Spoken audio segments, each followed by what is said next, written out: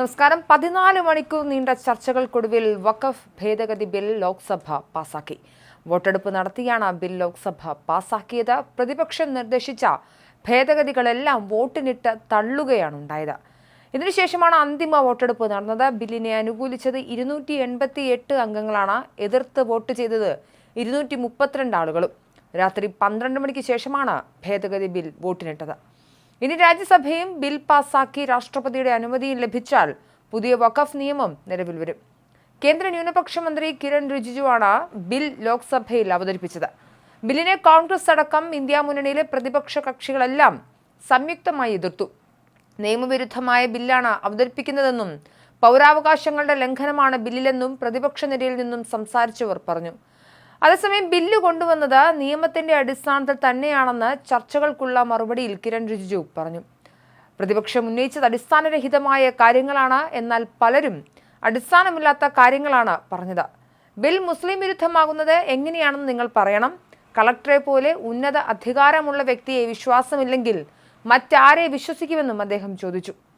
വഖഫ് bill പാസ്സാകുന്നതോടെ മുനമ്പത്തെ കുടുംബങ്ങളുടെ പ്രതിസന്ധി ഒഴിയുമെന്നും കേന്ദ്രമന്ത്രി പറഞ്ഞു. 600 കുടുംബങ്ങൾ തന്നെ വന്നു കണ്ടിരുന്നു. അവരുടെ ദുഃഖം നിങ്ങൾക്ക് മനസ്സിലാകില്ല. അതുകൊണ്ടാണ് ഞങ്ങളുടെ അടുത്തു വന്ന് കണ്ടതെന്നും കിരൺ റിജിജു പ്രതികരിച്ചു. ക്രൈസ്തവ സംഘടനകൾക്ക് പ്രതീക്ഷയുണ്ട്. അതുകൊണ്ടാണ് അവർ പ്രസ്താവന ഇറക്കിയത്. ബില്ലിൽ പ്രതിപക്ഷത്തിന്റെ ഭേദഗതി നിർദ്ദേശങ്ങൾ അപ്രായോഗികമാണ്. രാജ്യത്തെ മുസ്ലിങ്ങൾ സുരക്ഷിതരായിരിക്കും. ആരും വിഭജിക്കാൻ ശ്രമിക്കുന്നില്ലെന്നും കിരൺ റിജിജു മറുപടി പ്രസംഗത്തിൽ പറഞ്ഞു.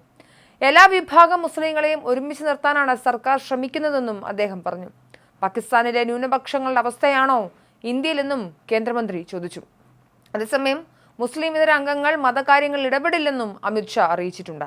വഖഫ് ബോർഡിൽ മുസ്ലിം ഇതര അംഗങ്ങളെ ഉൾപ്പെടുത്തിക്കൊണ്ടുള്ള ഭേദഗതി ബില്ലിലെ വ്യവസ്ഥയിൽ ലോക്സഭയിൽ കേന്ദ്ര ആഭ്യന്തരമന്ത്രി അമിത്ഷായും വിശദീകരണം നൽകി. ബോർഡിലെ മുസ്ലിം ഇതര അംഗങ്ങൾക്ക് മതപരമായ കാര്യങ്ങൾ കൈകാര്യം ചെയ്യുന്നതിൽ യാതൊരു പങ്കും ഉണ്ടായിരിക്കില്ലെന്നും അദ്ദേഹം പറഞ്ഞു. ലോക്സഭയിൽ വഖഫ് ഭേദഗതി ബില്ലിന്മേൽ നടന്ന ചർച്ചയിൽ പങ്കെടുത്തുകൊണ്ട് സംസാരിക്കുകയായിരുന്നു അമിത്ഷാ. ബില്ലിനെക്കുറിച്ച് പ്രതിപക്ഷം തെറ്റിദ്ധാരണ പരത്തുകയാണെന്നും അമിത്ഷാ വിമർശിച്ചു. ഏതെങ്കിലും സമുദായത്തിന്റെ മതാചാരങ്ങളിൽ കൈകടത്തുന്നതല്ല നിർദ്ദിഷ്ട നിയമനിർമ്മാണം. വഖഫ് വസ്തുവകകൾ കൈകാര്യം ചെയ്യുന്നതിൽ സുതാര്യത ഉറപ്പുവരുത്താനും ക്രമക്കേടുകൾ തടയാനുമാണ് ബില്ലിലൂടെ ലക്ഷ്യം വയ്ക്കുന്നതെന്നും അദ്ദേഹം കൂട്ടിച്ചേർത്തു. തങ്ങളുടെ വോട്ട് ബാങ്കിന് വേണ്ടി ന്യൂനപക്ഷങ്ങൾക്കിടയിൽ ഭയം നിറയ്ക്കാനാണ് പ്രതിപക്ഷം തെറ്റിദ്ധാരണ പരത്തുന്നതെന്നും അമിത്ഷാ വിമർശിച്ചു. മതപരമായ കാര്യങ്ങളിൽ കൈകടത്തുക എന്നതല്ല വഖഫ് ബോർഡിലെ മുസ്ലിം ഇതര അംഗങ്ങളുടെ ചുമതല. ഭരണനിർവഹണം നിയമാനുസൃതമാണോ നടക്കുന്നത് എന്ന് ഉറപ്പുവരുത്തുക.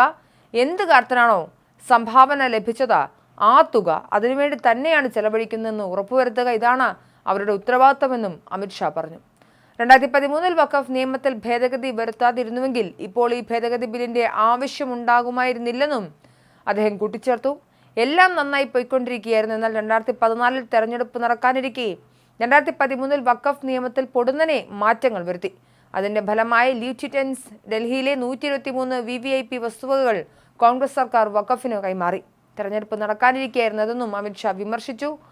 വഖഫ് ഭേദഗതി ബിൽ നിയമമാകുന്ന പക്ഷം അതിന് മുൻകാല പ്രാബല്യം ഉണ്ടായിരിക്കില്ലെന്നും അമിത്ഷാ ചൂണ്ടിക്കാണിച്ചിട്ടുണ്ട്. എന്തായാലും ഏറെ നേരത്തെ ചർച്ചകൾക്കും വിമർശനങ്ങൾക്കും ഒടുവിൽ ഇന്നലെ ലോക്സഭയിൽ വഖഫ് ഭേദഗതി ബിൽ പാസ്സായിരിക്കുന്നു.